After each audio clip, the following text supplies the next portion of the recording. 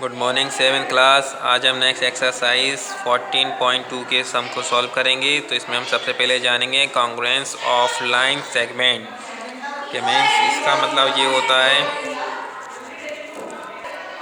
तो स्टूडेंट सबसे पहले जानेंगे congruence of line segment means होता है रेखाखंड की सर्वांग समता का रेखाखंड की सर्वांग समता क्या होती है। तो हम देख रहे हैं जो हमें लाइन दी गई है ए बी सी डी और ई एफ। तो with the tracing paper the tracing the line segment A B place it on C D and E F what do you observe. तो हमको ये बताना है। तो हमें क्या है, एक पेपर में ट्रेसिंग पेपर में ए बी लाइन और सी डी और ई एफ को ट्रेस करना है और इसको ऑब्जर्व करना है क्या इसमें निरीक्षण हमें करना है। तो हम देखेंगे you will find that A B exactly covers C D with A exactly falls on C. तो हम देखते हैं जो हमारी ए बी की लेंथ है सी डी के इक्वल हैगी। तो जो हम ए बी को सी डी के ऊपर रखेंगे तो ये क्या होगा, हमारी A B line C D के इक्वल होगी। लेकिन हमारी ई एफ है, ई एफ क्या ए बी के और सी डी के इक्वल नहीं होगी। तो ये हमारा क्या कहलाएगी, सिर्फ इसमें कॉन्ग्रुएंस कौन सी लाइन कहलाएगी, A B congruence C D. क्योंकि हमारी ये इक्वल नहीं है तो इस कंडीशन में हमारी E F line congruence line नहीं कहलाएगी। कॉन्ग्रुएंस लाइन हमारी कौन सी कहलाएगी, A B congruence C D. Okay student, भी जानेंगे these two line segment are said to be congruent if their length are equal. इसमें हमको दिएगा जब दो रेखाखंडों की समान लंबाई यानी वे सर्वांगसम होती हैं।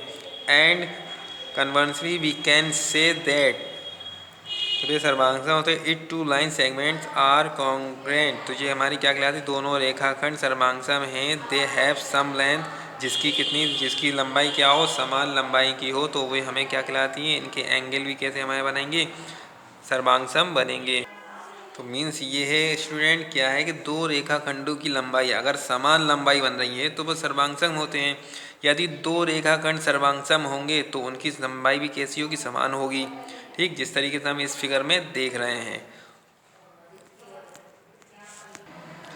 तो स्टूडेंट इसी तरीके से हम कॉन्ग्रुएंस ऑफ स्क्वायर में हम देखेंगे। तो हमें तीन स्क्वायर दी गई है, A B C D and square P Q R S E F G H. तो हमको तीन दिया गया है। Trace the square A B C D tracing paper the place it on the square P Q R S such that the point fall on P and A B fall on P Q. तो हम जब इसके ऊपर इस वाले को रखेंगे तो क्या होगा, ये जब इसको छुपा लेगा, हिडन कर लेगा, ऑब्जर्व कर लेगा।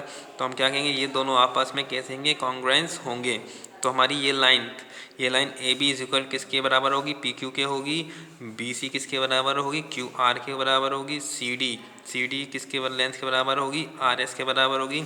और डी ए किसके बराबर होगी, एस पी लाइन के बराबर होगी। तो हम कह सकते हैं ए बी सी डी और क्या पी क्यू आर एस कैसे होंगे, आपस में सर्वांगसम होंगे, कॉन्ग्रुएंस होंगे। ओके स्टूडेंट, इसी तरीके से हम रेक्टेंगल में देखेंगे। तो रेक्टेंगल जो हमारे ये रेक्टेंगल दिए गए हैं, तो इसी तरीके से हम रेक्टेंगल में देखेंगे जो हमारी ए बी लाइन है। तो ए बी लाइन जिस किसके इक्वल होगी, ई एच के इक्वल होगी। और सी बी लाइन है, जो सी बी लाइन है ई एफ के इक्वल होगी। और सी डी लाइन है, जो हमारी सी डी लाइन है एफ जी के इक्वल होगी। डी ए लाइन किसके इक्वल होगी, एच जी या जी एच के इक्वल होगी। तो हम ये दो क्या रेक्टेंगल आपस में कैसे होंगे, सर्वांगसम होंगे या कॉन्ग्रुएंस होंगे।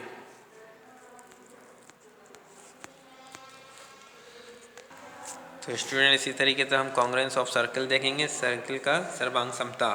तो हमारे पास तीन सर्कल दिए गए C1, C2 एंड C3। तो इसकी जो हमारी रेडियस दी गई है, इसकी R1, इस वाले सर्कल की भी रेडियस क्या है R1, इस वाली सर्कल की रेडियस क्या है R2।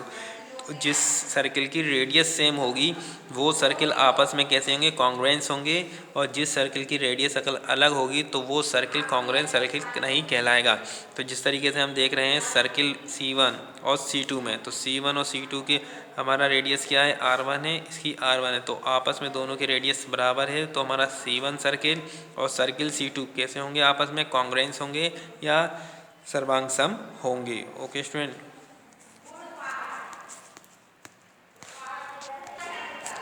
तो स्टूडेंट इसी बेस पे हमें 14.2 के सम को सॉल्व करना है। तो हमको फर्स्ट क्वेश्चन दिया है। फर्स्ट क्वेश्चन में कह रहा है which of the following line segment are congruent, measure and state.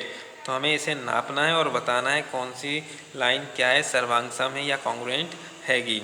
Okay student, तो इसे आप लोग को खुद सेल्फ करना है, इसको आपस में इसको मेज़रमेंट करना है, मापना है और फिर बताना है कौन सी लाइन इसमें मेज़र है। इसी तरीके से सेकंड वाला क्वेश्चन दिया है, सेकंड में भी हमें क्या है, which of the following sets of figure congruent.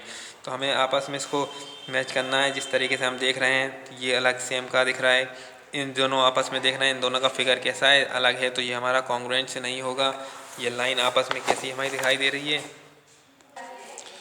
तो ये हमारी लाइन कैसी कहलाएगी, कॉन्ग्रुएंट कहलाएगी। ये आकृति हमारी डिफरेंट है तो ये हमारी नहीं कहलाएगी। इसी तरीके से हम एंगल देख रहे हैं, तो एंगल हमारे कैसे बना है, इसमें भी 50 डिग्री का एंगल, इसमें भी 50 डिग्री का, ये दोनों आपस में कैसे कहलाएंगे, कॉन्ग्रुएंट्स एंगल कहलाएंगे। नेक्स्ट हमारा फिगर है स्क्वायर, इसकी हमारी लेंथ दी है 4 सेंटीमीटर, 4 सेंटीमीटर, इसकी लेंथ है 5 सेंटीमीटर, ये हमारा 4 सेंटीमीटर। अगर हम इसको इसके ऊपर रखेंगे तो ये ऑब्जर्व नहीं कर पाएगा, तो ये आपस में कैसे नहीं होंगे, कॉन्ग्रुएंस नहीं होंगे या सर्वांग नहीं होंगे। ओके, इसी तरीके से हमारा थर्ड क्वेश्चन हमको दिया है, तो थर्ड क्वेश्चन में हमको बताना है in the given figure of the name the angle which इस कॉन्ग्रुएंट टू। तो हमें बताना है जो एंगल हमारा AOC बन रहा है किस एंगल के सर्वांग होगा या कॉन्ग्रुएंट होगा। तो ये हमारा एंगल AOC ये हमारा एंगल बन रहा है जिसकी हमारी जो लेंथ बराबर है, तो ये किसके इक्वल होगा, एंगल COE जो हमारा ये वाला है किसके एंगल के बराबर होगा, एंगल COE के कॉन्ग्रुएंट होगा या सर्वांग होगा।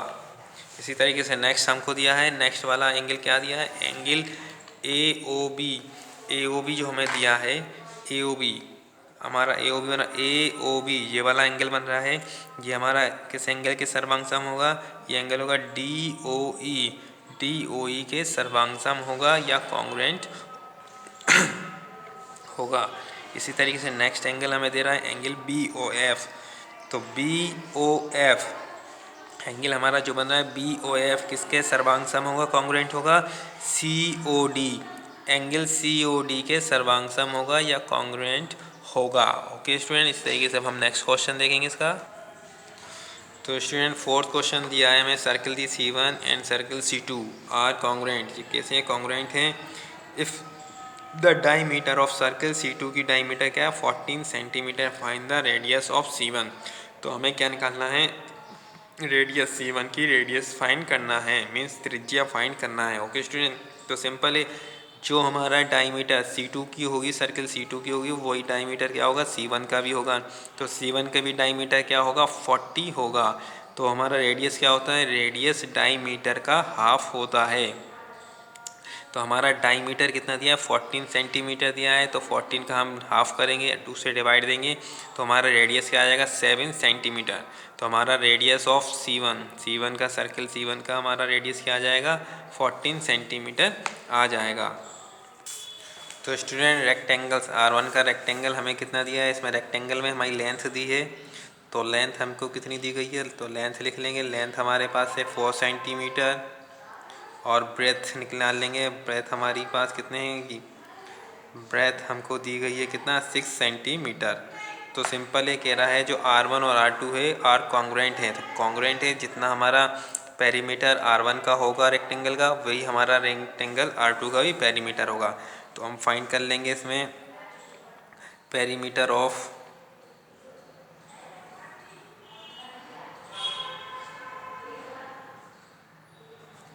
मीटर ऑफ रेक्टेंगल R1 का पेरीमीटर। तो पेरीमीटर का फॉर्मूला क्या होता है, 2 ब्रैकेट में length plus breadth. Okay student, तो इसमें हम सबकी वैल्यू पुट कर देंगे 2। तो लेंथ हमारे पास क्या है 4 सेंटीमीटर प्लस ब्रेथ हमें कितना दिया गया है 6 सेंटीमीटर। इन दोनों को ऐड करो तो ये हमारा हो जाएगा 10। तो 10 सॉरी ये 2 रहेगा, 10 का 2 में मल्टीप्लाई कराएंगे तो हमारा कितना आ जाएगा 10 to 20 सेंटीमीटर। तो हमारे पास पेरीमीटर क्या आ गया, R1 की पेरीमीटर आ गया 20 सेंटीमीटर।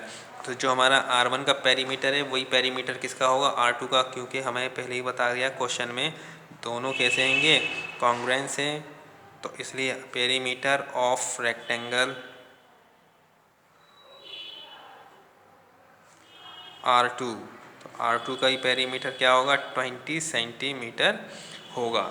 ओके स्टूडेंट, तो इसी बेस पे हमें इस एक्सरसाइज के क्वेश्चन को सॉल्व करना है।